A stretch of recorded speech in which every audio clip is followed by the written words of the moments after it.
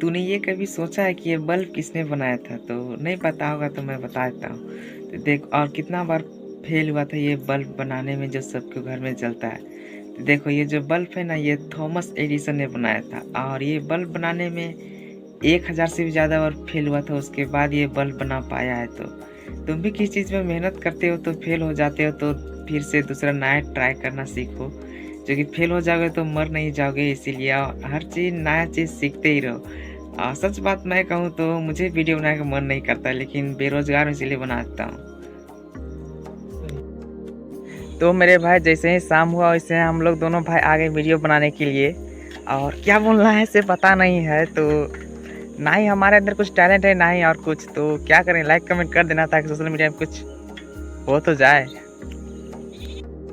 तो मेरे भाई, हमारा भाई कुछ बोलना चाहता है तो बोल के दिखाएगा। बोलो बाबू। हेलो भाई, लाइक कमेंट कर देना भाई। हाँ भाई, लाइक कमेंट कर देना मेरे भाई।